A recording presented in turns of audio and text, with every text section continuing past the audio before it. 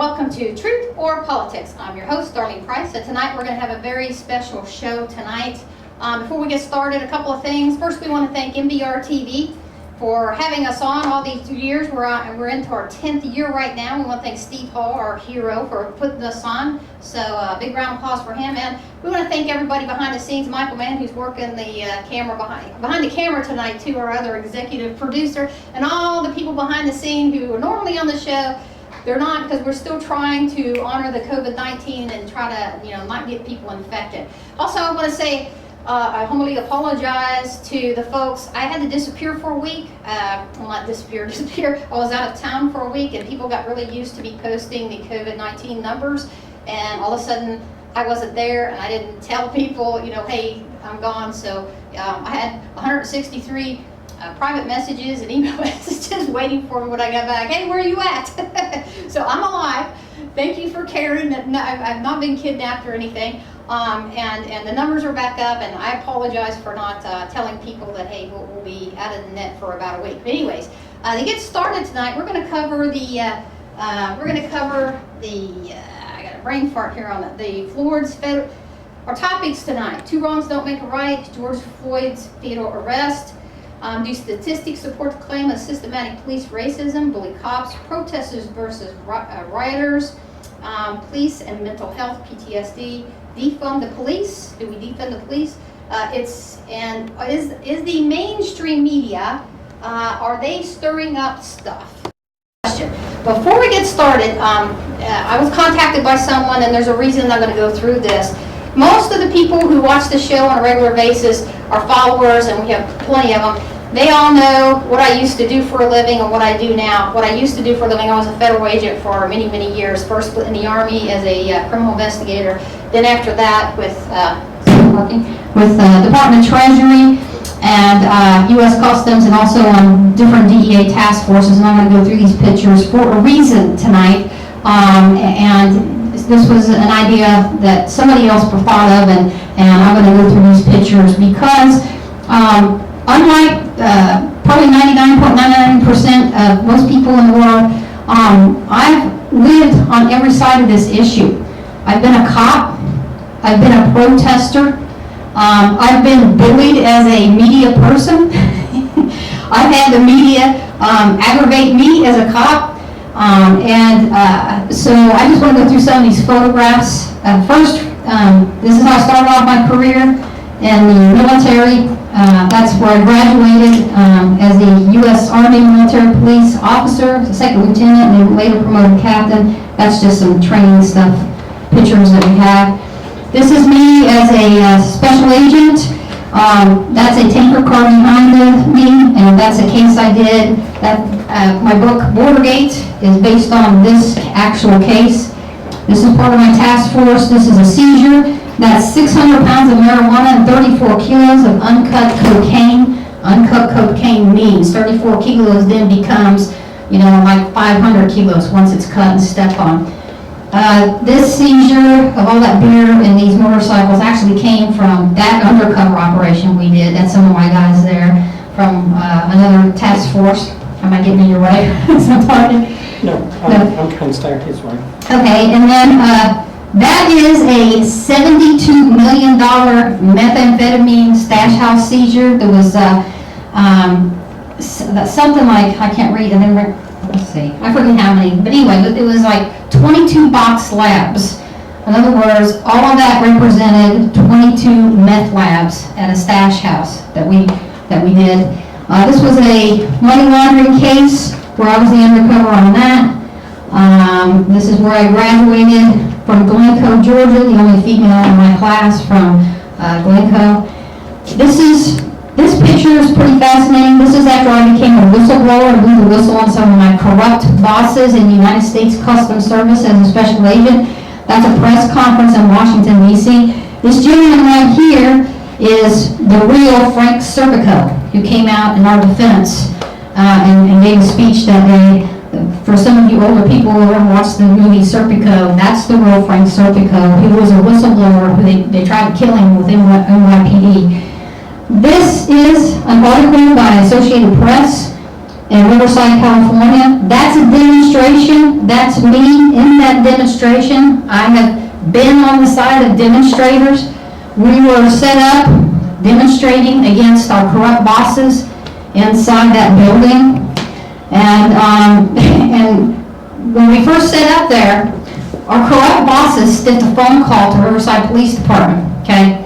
Riverside Police Department came out. They were told, hey, there's just a bunch of agitators out there. We're cops, come out here and you know, deal with these agitators. You got a bunch of federal agents in here that you know, we need protection. Well, what they didn't tell them is, no, it's a bunch of federal agents out there. So when Riverside PD shows up, the Associated Press was there set up. The Riverside Police Department cops were actually trying to bully Associated Press until two cops that they knew walked over and said, hey, wait a minute, guys, we're all cops out here. Oh, okay, we didn't know that, and so they backed off. So I've been on a lot of sides of this. That is another seizure. I think it's cocaine and pure tar heroin. And this is, I think, 400 kilos of cocaine. That was another undercover operation where myself and another undercover out of Palm Springs, California, did that. And this, moving right along, here, I'll put it up here, so I'll be, guys. This is the LA riots back in the 90s. Some of you older people will remember. I've got a lot of new people that watch the show. Back in the 90s, we had an individual named Rodney King that was just brutally beaten. Sorry, but you know, you're going to believe me or your lying eyes. Brutally beaten. It was police brutality. I know Rodney King maybe was a dirtbag, but no training I've ever been in, and I've been trained by 5 or 6 different agencies, ever taught me that it was okay to do what those cops did. When those cops got off, okay, with an all-white jury, this is what broke out. Not condoning riots, folks, not condoning riots, but they sent 300 Treasury agents in. Back then, U.S. Customs, IRS, ATF, Secret Service, I was all cross-designated in most of that stuff. They sent 300 of us in on these riots, and it was just a Charlie Foxtrot. It was a mess. And I took these pictures. So I've also been a cop in the middle of a riot. Okay, we were riding with LA County Sheriff deputies. We were doubled up with them in these riots, and they took those pictures. And one of the things I want to point out is like this looter right here. We actually went down and talked to him and showed him the picture and everything. And we asked him, you know, why are you doing this? And you know, asked him, is it because of the Rodney King thing? And his answer was, well, who's Rodney King? He was just an opportunist. You know, which is, unfortunately, the looters and the rioters are very different from honest protesters. Very different things. We're going to talk more about that in a minute. Anyway, I wanted to show these pictures because I have had a perspective from just about every side of this. Number 1, from being a cop. Number 2, from being a protester. Number 3, from being a cop thrown into these riots and being a whistleblower and being bullied. Not to mention, as a journalist, most of you know I was bullied many times, or attempted bullying, I should say. They really get away with it. Your 2 minutes are up. Everybody remember that? So I know what it feels like to be bullied as a journalist, to experience all of this. So I have a little bit of a unique perspective that I hope to bring to the show tonight. And also a detractor who said that, you know, who is she to talk about this? She has no experience. Well, that's it right there. I do have the experience. So, and if Michael can join me here. We also want to start off with facts, statistics. So to put my eyes on here. Okay. Folks, I have verified these statistics. I spent like 2 hours looking at these statistics, verifying them. They're on, you know, they're put out by the FBI. Also, the CIA is verified. And Wall Street Journal, the Daily Wire is pretty good. They're probably one of the most accurate things out there. I like the Daily Wire. MSNBC put these same statistics out. Fox News, which I wouldn't trust anything on Fox News, but they pretty much put the same statistics out as well. So I'm going to start off by also reading some of these statistics. And Michael, you can sit down. Well, I've got a problem. I can't get it in the thing this way, and a lot of times I'm gonna try turning this, Okay, and then I'm gonna check and see if it turns on Facebook too. If not, I'll have to straighten it up. okay, sorry, we're trying to do something a little different tonight by standing up and then switching it around, and Michael's, thank God for Michael Man and all the people behind the scene right now operating all these cameras on RTV and Facebook. And we want, oh, by the way, I forgot, thank you Facebook watchers. This is a call-in show tonight. If you want to call in, let me read these statistics off real quick.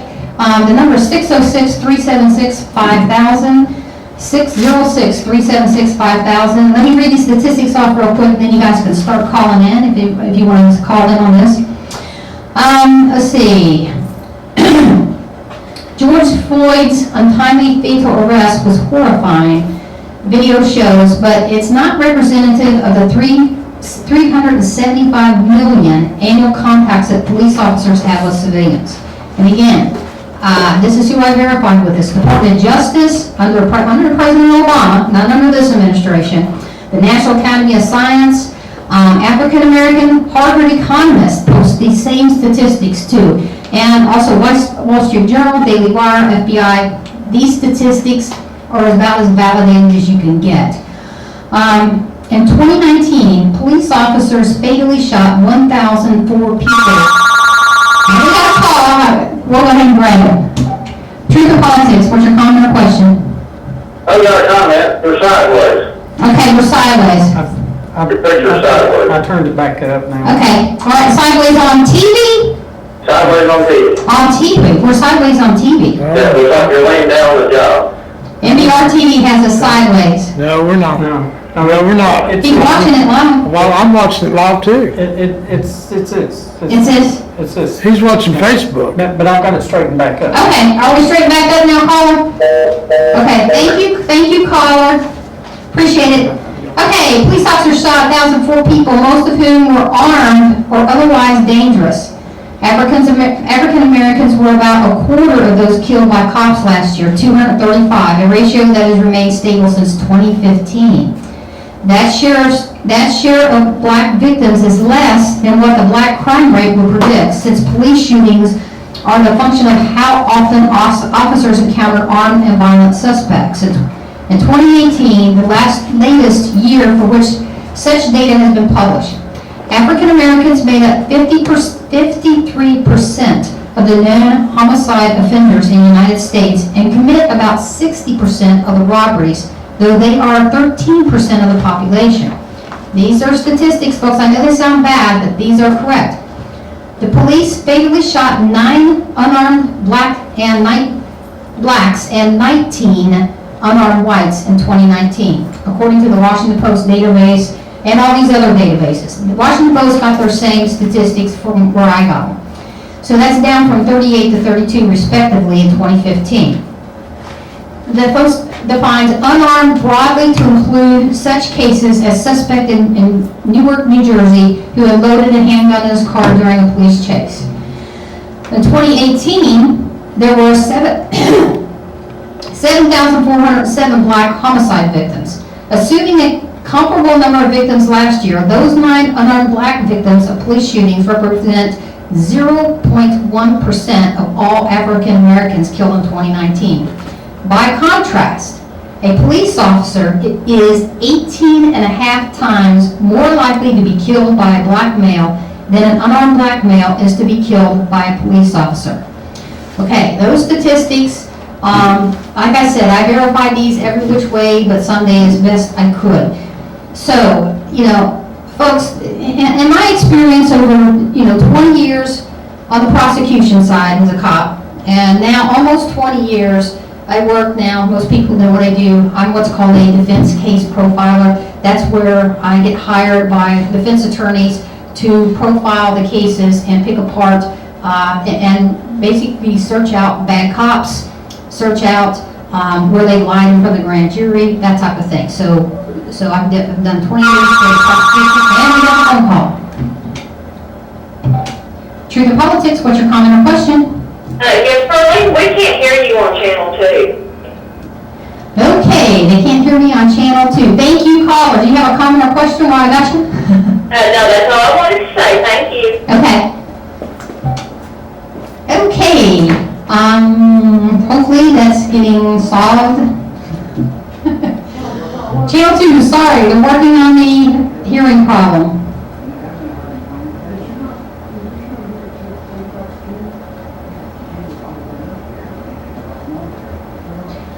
Okay. Sorry folks, we're having just a little bit of technical difficulty on NBR TV Channel 2. They're trying to get it up.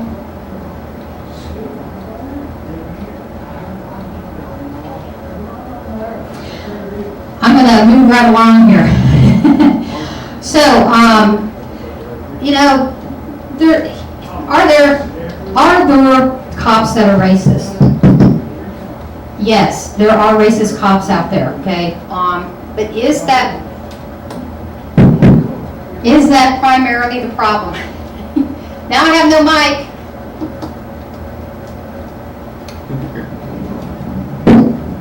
Sorry, technical difficulties here. So is that primarily the problem? Or is it more that there are just what I call bully cops out there? Let me say this. No one has more respect for the badge than I do. You know, if you'll notice, a lot of these pictures I'm being photographed with, when I became a whistleblower, I had a lot of cops just testify in federal court for us, who came to our rescue. My whole career, I had the cream of the crop to work with, best cops ever. And nobody has more respect for the badge than I do. But, you know, you have to point out when something's wrong. It's kind of like what we did when we pointed out the corruption with our bad guy bosses who came to town right at the end of my career with Department of Treasury. You have to point out what's wrong. And there is a problem. These statistics bear out what I've said all along, and we've done another show on this, a couple of years ago, you know, back when it wasn't, you know, I forget why we brought it up, but the statistics bear out that there are bully cops out there. Most cops are good cops. Most cops do a very dangerous job. They do it professionally.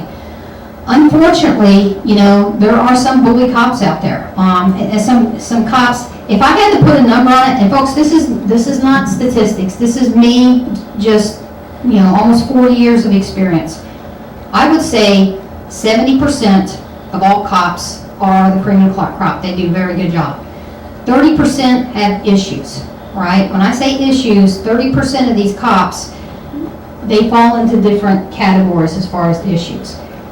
I would say 5% are just flat out should never be cops. They're bullies. They came to the industry for all the wrong reasons, and they should have never been there in the first place. And these agencies and these academies need to start weeding these guys out, and they do a poor job of that. I'm sorry, but they just do. They don't weed these guys out. They need to have more mental tests. They need to have more mental evaluations. And then you have the category of cops that need help. And we'll talk about that here in a few minutes. You know, they either have PTSD or something. And I want to hit that last. But here's the other thing. And again, you guys can start calling in 376-5000. Is the media, mainstream media, stirring this up? Because if you watch some of the media right now, you would think that these statistics don't exist. And what's fascinating about these statistics I just read, most of these news stations that are stirring it either to the right or to the left, who are just throwing gasoline on the fire, you would never know that these statistics are posted on their website, you know. Did you want to comment, Michael? I'll grab this up. Okay. I'll work it around here. They may have gotten that one. Is that working now? Test. Yeah, okay. We're back on. Okay. But, you know, the mainstream media is throwing gasoline on this, and you have to wonder why. Why is the mainstream media doing this and just not accurately portraying it? And I'm talking both to the left and both to the right. I've got some theories on that. 40 years ago, the media, the news did not have to make ratings, okay? Didn't have to make ratings, you know. They didn't have many commercials. They didn't have to pay for themselves. CBS, all the other TV shows and stuff would pay for the news. So the news did not have to make ratings. That changed. Corporate America just took over this and just destroyed the news and the mainstream media news. That's my humble opinion. Once they had to make ratings, then stirring the pot like this causes ratings. It gets people to watch. Whether you hate them or like them or whatever, a lot of people, Howard Stern, some of you people maybe are fans of Howard Stern, some of you hate him. He has more people that hate him that watch him and listen to him than he does. No, really, a controversy sells. Controversy sells. And I think that's a big part of what these mainstream media are doing by showing either extreme left or extreme right views. And, and these statistics, especially, I've got a lot of liberal friends out there. I love you to death, and I know they're going to get mad at me, but these statistics do not back up some of the coverage that the liberal media is showing. Okay, and I'm pretty liberal on a lot of things. Again, I've been bullied as a media person. I know what that feels like. I've had, I've been in the trenches, so I feel for their pain. But these mainstream media stations, they're all corporate owned, and you got to do some research and look at some of the corporations and who the stockholders are on these corporations. And once you look at that, who owns a lot of the media? By the way, China, people from China, people from Saudi Arabia, go look. It takes a while because you got to go into the LLCs. You got to look at their, the chairmen of the boards. You got to go into a lot. You got to do. It takes a long time to do the research on who owns these TV stations. I'm talking the big ones, and you would be surprised. And it just makes you wonder. These other countries, are they benefiting by dividing us? Is China benefiting by this news that's going on? As rioters in the street. Is Saudi Arabia benefiting from this? Go look at some of the stockholders of some of these news stations who sits and owns a lot of the stock on these stations. These are Fortune 500 companies that own these stations. And it does not surprise me that they're throwing gasoline on this. What do you think, Michael? Am I off here? Well, America is a superpower, and it would profit them greatly if America fell. Right. And this is a good way to do it, is, because they can't conquer it from the outside, so they won't do it from the inside. And, here's the thing too, folks. It didn't used to be that way. Back in the 90s, late 80s and early 90s, foreign corporations, foreign ownership, stockholders, anything was prohibited of the airways. That changed, I'm sorry, but the last few years of Bill Clinton, some of that changed then, but really under 8 years of George W. Bush administration, that administration sold us out when it comes to the media, because a lot of the laws were changed under the Republican view. And again, it started though under Clinton. Okay, so there you go. We used to have laws that forbid foreign ownership of any of the media waves, stockholders, anything. Now that's gone. It's gone, and you can own, and people that you can't outright own it, but when you own, let's say, somebody from China and Saudi Arabia own most of the stock, then guess what?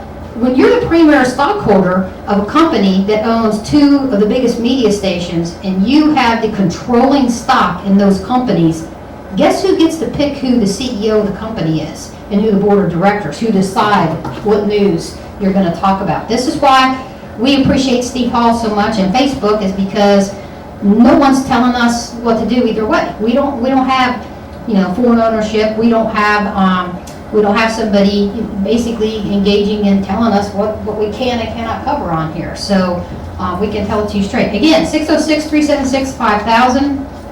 I want to get into protesters versus rioters. Again, I have no problem, as you can see there, with protest. I've been involved in protest myself, several of them. Right there's a picture of one, and I'm in it. Peaceful protest, sometimes you have to do that to get heard. I have no problem with that. What I do have a problem with is with people who hijack those protests. And that's a lot of what's going on here now. Again, like back in the LA riots, that one photograph, we confronted that guy, And he had no idea who Rodney King was, or why he was just out there looting is what he was doing. By the way, some of those pictures, LA County Sheriff's Department and LA County DA's office used my photographs that I took to indict a lot of those people. So, especially that one down there who we interviewed. So, I had to actually show up to court and bring my pictures to authenticate the pictures, but as soon as they saw that we had pictures and I was there, they all bled out, so we didn't end up going to court. But anyways, so, I think the media is stirring the pot. That's my humble opinion. If you disagree, call up, disagree with me, folks. If you think it's not, I think the media needs to do a much better job of putting out facts, not too far to the left, not too far to the right, and they're not doing that. And the question is, why? Sherlock Holmes, one of my favorite, that's not a real character, but, the writers of Sherlock Holmes and the actors used to always say, follow the money. You want to find out what the point of origin for anything is, follow the money. And for me, I think the media stirring the pot all comes down to this, scratch. What's going to make them the most scratch? And possibly these stockholders who are not from this country, premier stockholders are from other countries, they benefit. Like Michael Mann said, they benefit from this. So, Well, racism is profitable. I don't know how, I didn't research to see how much money he's got, but look how much money that it's brought Al Sharpton and some of the other civil rights leaders. They have to keep, if everything's perfect, they won't make any money. So, they have to get in there and stir it up too. yeah, that's a good point. What we need is more calm and more people talking, putting out, the correct facts, and not stirring the pot. And again, my mom used to always say, 2 wrongs don't make a right. You have a right to protest, and that's great. And I think that those people do need to protest. I think there is some problems, and these big departments, they need to look inward. That there are bullying cops. There is some racism, but I can honestly say, in almost 40 years of being in the criminal justice system, either on the prosecution side or the defense side, and it's almost equally divided. I've had 20 years on one and almost 20 years on the other. I can honestly say, excuse me, that I've only run into, my best memory, 2 cops that I felt were racist. I mean, it was real obvious. 2 out of the thousands that I've worked with or worked against that were racist. Now, there's a bunch of them that I can tell you should not have been cops. Absolutely. But they didn't care who they bullied. I mean, if they didn't care, if they wanted to bully somebody, they didn't care the color of your skin. They were there for all the wrong reasons. And again, this is not the majority of most cops. I want to say that. Nobody has more respect for the badge than I do. My brother was a state detective for years here. My husband's a prosecutor. I have high regard for the prosecution side. I really do. But there are some problems, folks, and to deny that there's some problems is it's never going to get fixed. And it starts a lot of times in these police academies, and really got to follow. Truth or Politics, what's your comment or question? It's a Halloween hacker. Oh my God.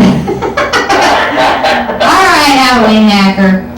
Oh, I almost fell asleep while ago. I've been wore out. I've been out riding.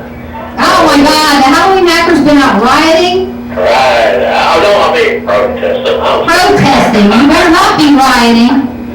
I had to stay up there a week to get me a new TV, though. You know how it is. And the new stuff for the old lady. Get her some new perfume stuff like that. Yeah. We do not condone the Halloween hacker doing this, so we just want to say. I'm about to call Quist now because they get to bringing masks on guards and stuff like that, So where all have you been protesting or looting? I've been all over. I've been in New York. I've been in Chicago, Minneapolis. I've been all over the place, man. It just takes a long time to get the right place to get a good TV. catching COVID-19, Halloween hacker? No, man. I don't catch it, I just spread it. Oh, Lord. So, That's my comment was, why don't you watch my sticks there, daggone, you know, these other liberal stations and stuff, spreading all this stuff, and it's bull crap, it's off news, and they're only good news station left there. He's putting them down all. now, if you were paying attention, I said the left wing is putting out wrong stuff too. Did you not hear that? Well, I heard that, well, go you sideways there, and while I was watching you there, I thought maybe I had too many of these quirky beers, and I thought, I went on to hurt it to me, you know, so I said, I don't matter for more, and you still sideways.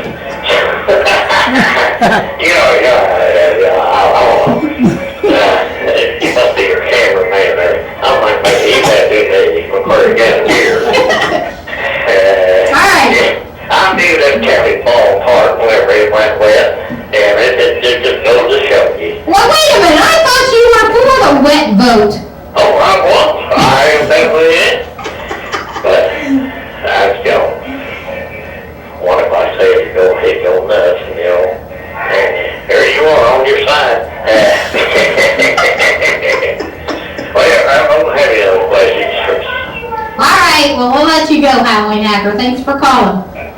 Well, y'all take these there and keep yourself up straight there. Alright, hey, Be right on your side. no more looting. No more looting. and keep a good lookout for long guns for me too. They get playing on the mark. No, we don't condone the looting. I'll have to get some long guns here. Alright, I'm gonna hang up on you now. All right. Alright, how about a big round of applause for our comic Halloween hacker? And no, he is not really looting, he's just being funny. Okay, here's the other question that's stirring around, and the media keeps bringing up, and both sides are. Should we defund the police? No, we should not defund. That is not the answer here, okay? I can't even believe that people are bringing this up. You know, if the police agencies, and most of it, and by the way, I just want to say something. We're very lucky here in this county. We have a very good sheriff. We really do. We don't have any problems here. I mean, we got problems, but we don't have any of these kind of problems. I got hats off to our sheriff, Randy. He keeps his people in a pretty tight leash. He is out there with them.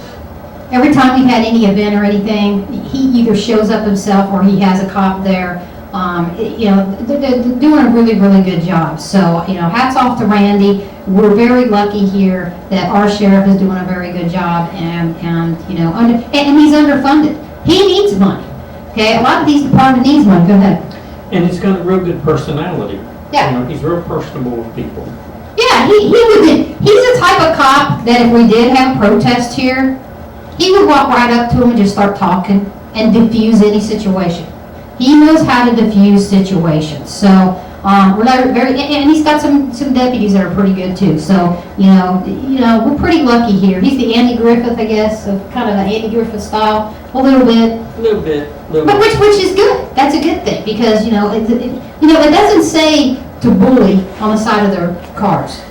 It says to protect and serve. That's what cop cars say, and that's what they need to be doing. And most of them do that. I don't want to sound like I'm just beating up on cops, but we have problems, especially in these larger agencies. And the last thing we need to do is defund the police. Again, you guys can call in 606-376-5000.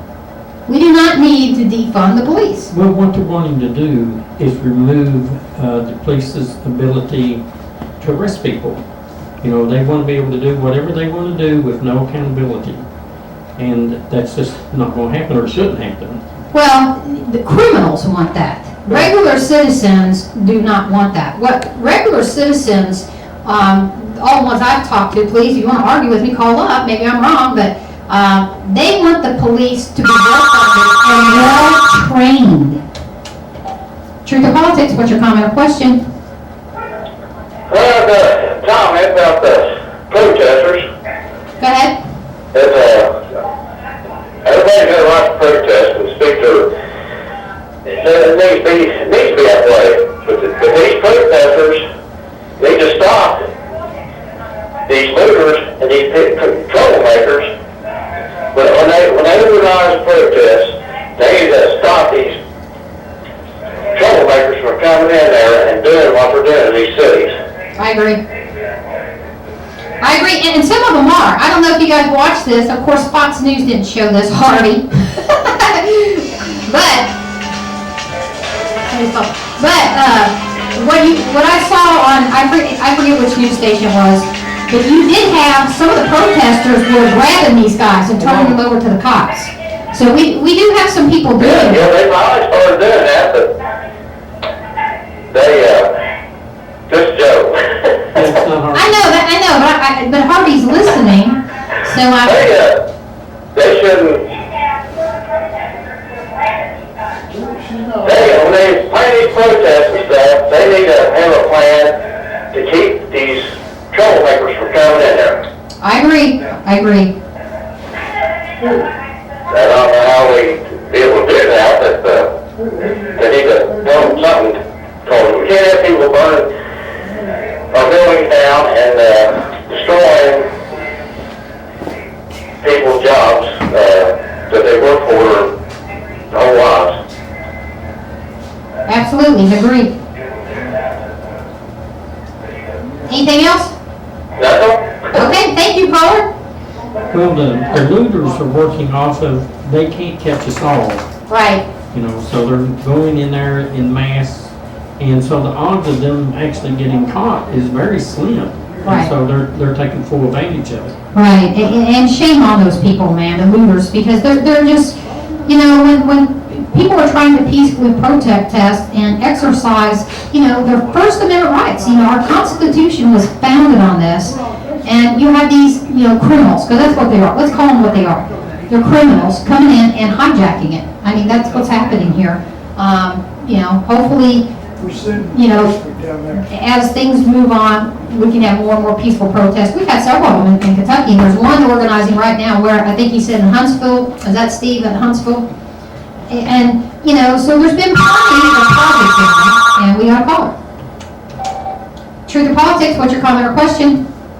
Hey, Darlene, I had a comment on what you said earlier about the police needing to be better funded and trained. Yes. And I totally agree with that. My issue was the funding, and part of the funding and the training. It seems to me the police in America have become tax collectors. A lot of their funding comes from the taxing that they do, collecting of taxes. That's what should not have happened back in the day. I agree. I agree.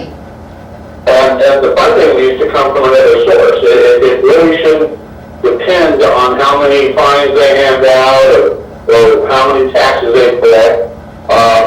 And then when it comes to the training, the academy, 6 weeks at academy, 8 weeks at academy, that's not enough. They should at least have an associate's degree in criminal justice. I had an incident in Murray County a couple of years ago. I had to run into a police officer, and I asked him to state me the law that he was quoting, and he said, I don't need to know the law to do my job. Well, yes, you do. That's your job. I agree.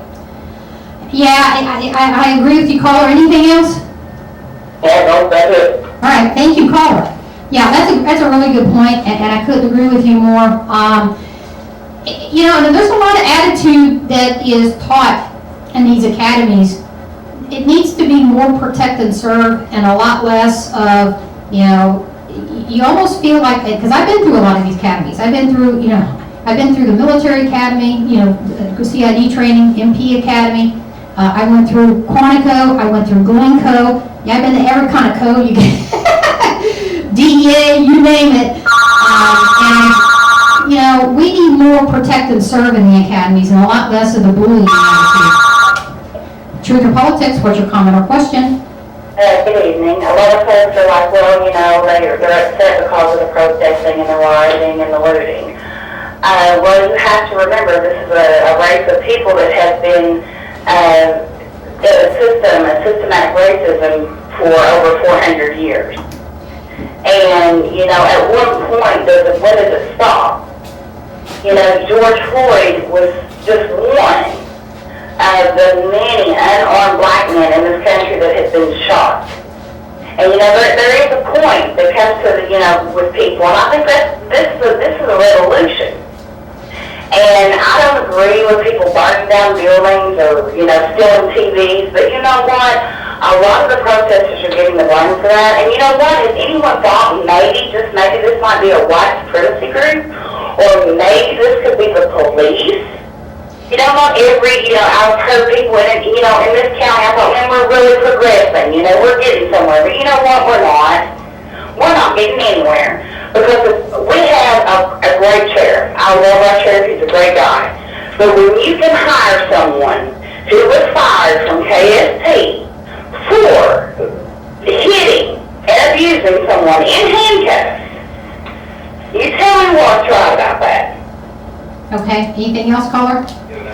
We need a national register.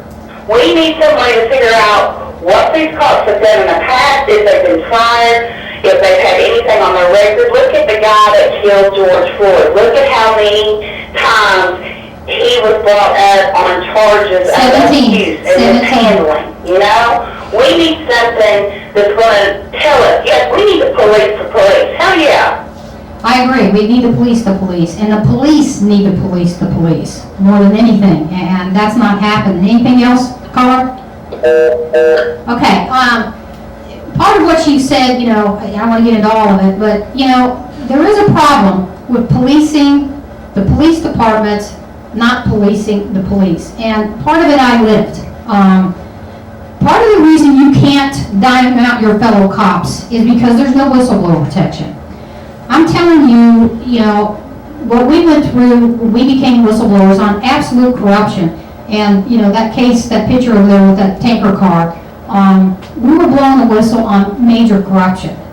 Between 25 and 40 tons of narcotics was waved into this country in 5 different tanker cars by corrupt bosses. When we blew the whistle on that, all hell broke loose. They came after us. When I say came after us, I mean I was called in, and keep in mind, I've been as a special agent with every, on DEA task force, everything. Nothing but promotions, awards, accommodations.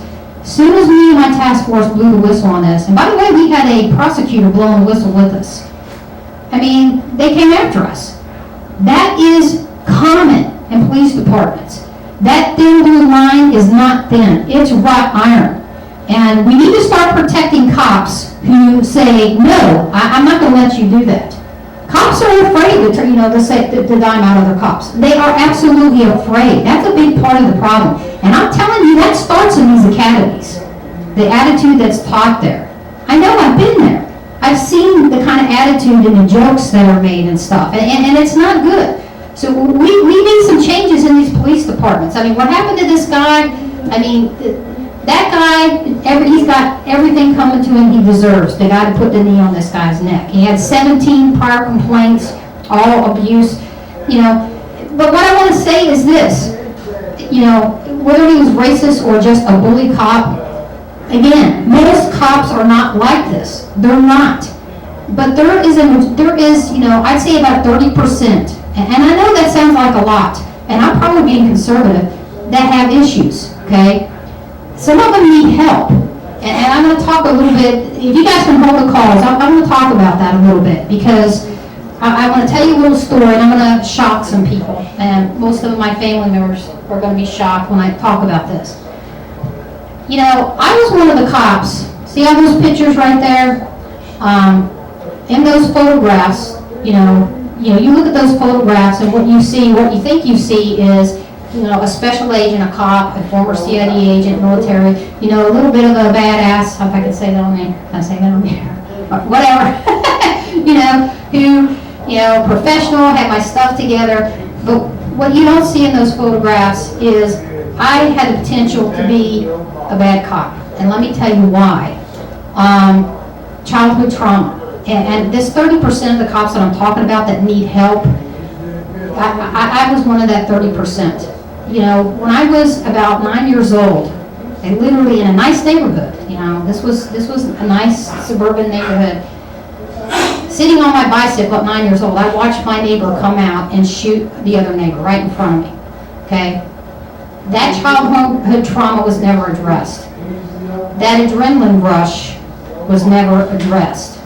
Several months after that, I was with a group of kids back then in northern Kentucky, Tacoma Pool, where, you know, we all lied and you know, told our parents, you know what all kids do. Oh, I'm staying at so-and-so's house. No, I'm at so-and-so's house. And we were down in a very dangerous place, doing what we weren't supposed to be doing, trying to score a marijuana cigarette at 9, 10 years old, which I hung out with older kids, you know, I did. And my parents, you know, unfortunately, they were easily conned by me because I was a good little con artist. And I watched another shooting. I mean, this is like within 8 months apart.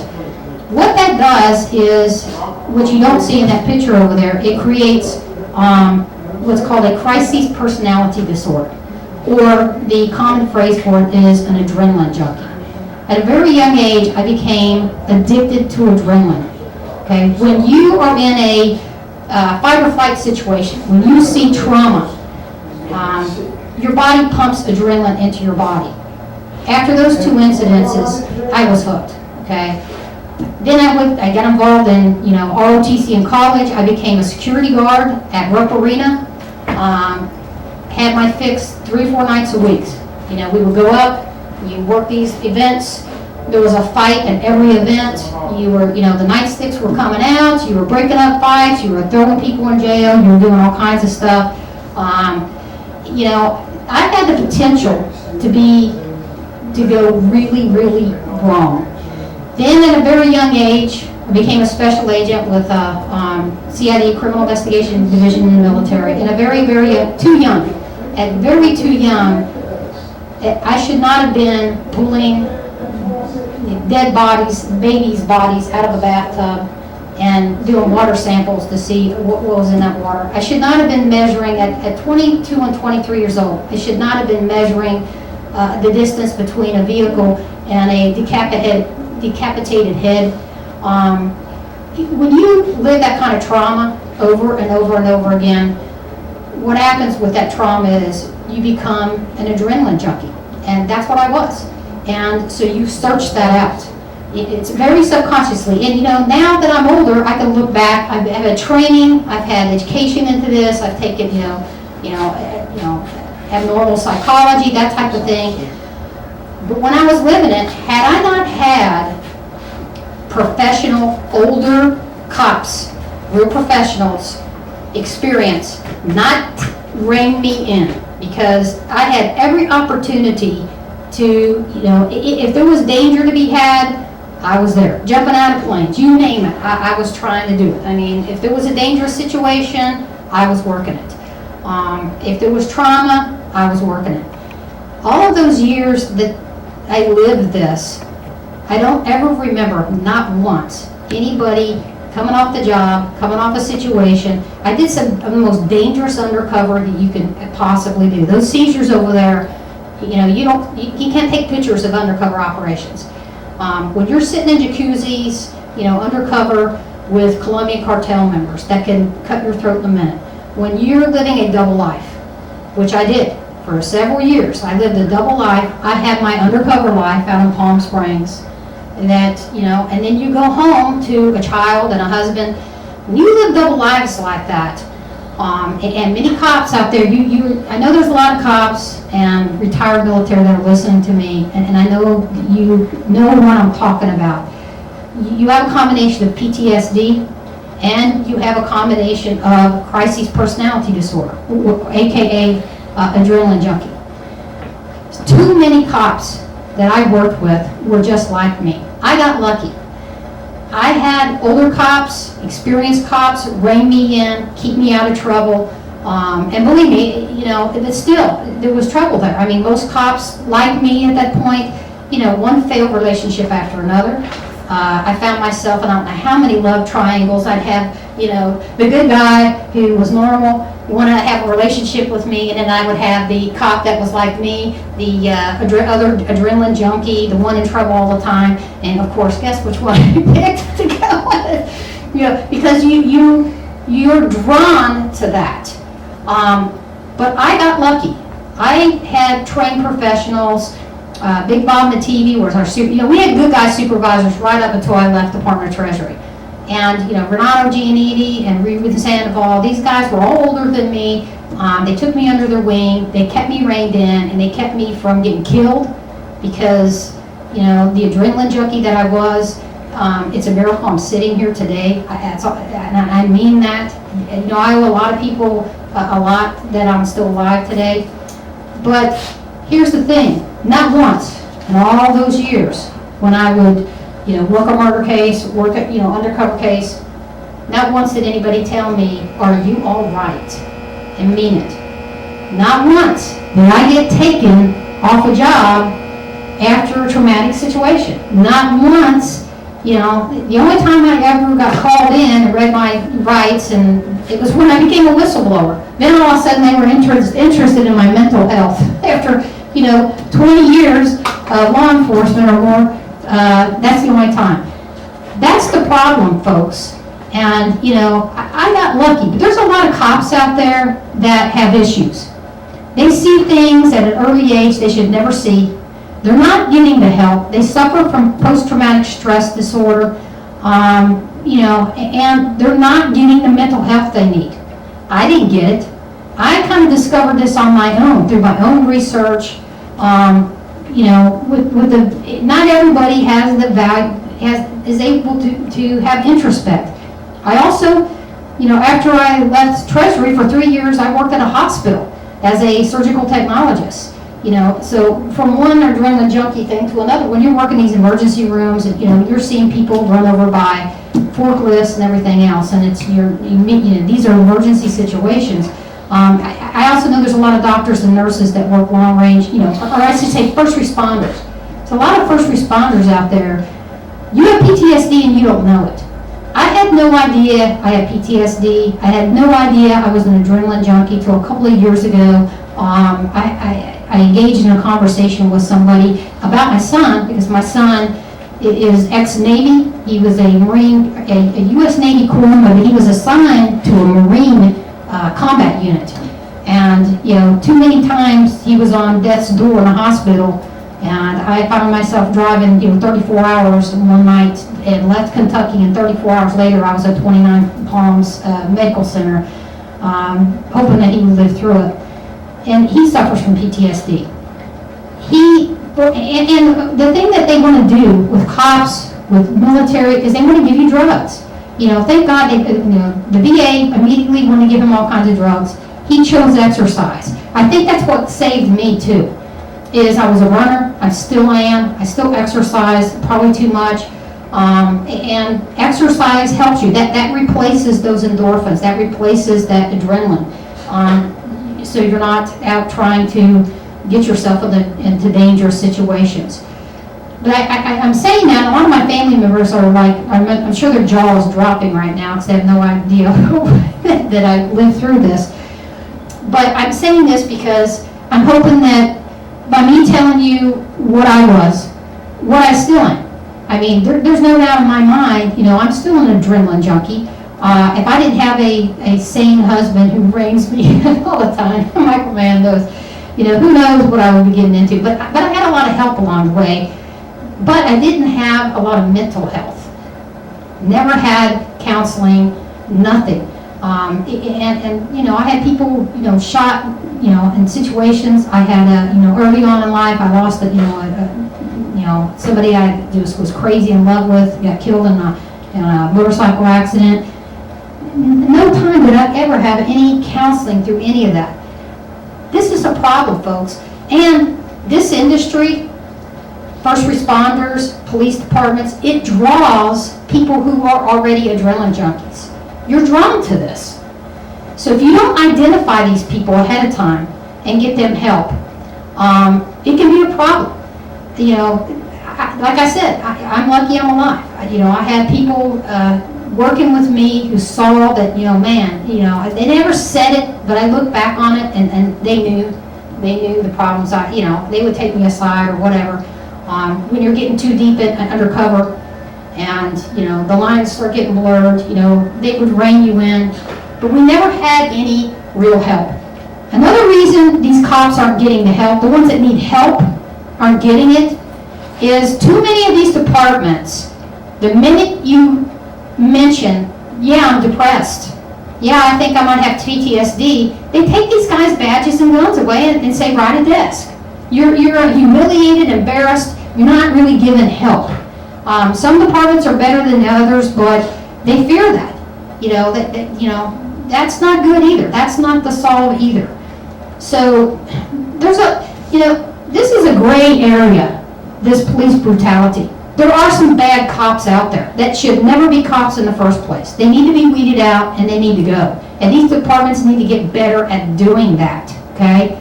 But also there's cops out there who have issues. They need help. They're hurting. They're struggling. They're not getting the help they need. And these departments need to do that. And this is why when I hear defund the police, that just runs all through me. We do not need to defund the police. We need to get mental health in, not just police, but first responders. There's some first responders I know out there that are experiencing the same thing. You're an adrenaline junkie just like me. You can't wait to hear that ambulance go. You can't wait. And then when you get that fix, you go to these traumatic situations, then that causes PTSD. Because now you're dealing with the trauma, the after effects of the trauma you just witnessed, and you're not getting help. That's a problem. That takes management and good management, and we need to have more of that in our police agencies all the way around. And defunding the police is the worst thing possible that we could do. So, another thing too, folks, the media stirring this stuff up, and I'm talking to the extreme left, to the extreme right. The only way to do that, we have to get the money out of the media, and the way to do that, to get the funding out of the media, is the laws have got to change. And if we don't change Capitol Hill, that's our U.S. senators and our U.S. Congress, to change these laws back, to get the money out of politics, we're screwed in this country. Because that's what it all comes down to, is money. Money, money, money. Follow the money. And the way that you people, a lot of these demonstrators are young people, and you need to listen to me, young people. That's cool to demonstrate. Done it myself. But most of these young people don't even register to vote. You want to exact change? Register to vote, get your butts to the polls, and forget what party. Exact term limits on these people. Get rid of them. Dianne Feinstein, she needs to go. She's one of the biggest crooks up there. I expose her in my book. I'm sorry, Mitch McConnell. That's right, Kentucky. He is not good for Kentucky. He needs to be term limited out too. And this party stuff back and forth that the media is throwing gas on too, that's not helping either. Go ahead.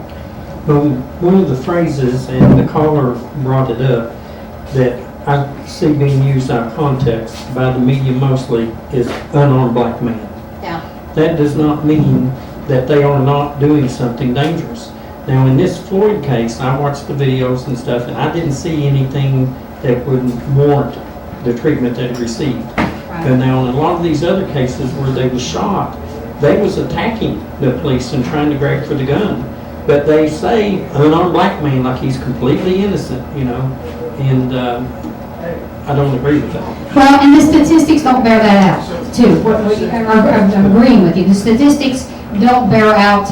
And I know some of my, I have some very good liberal friends that I love to death, but, and there's things that I'm very liberal about, there's things I'm conservative about. But these statistics are about as accurate as you can get. And folks, we are about running out of time here. So, folks, we will be off next Monday. No Trooper Politics next Monday, but then we'll be back the Monday after that, and we'll have another call-in show.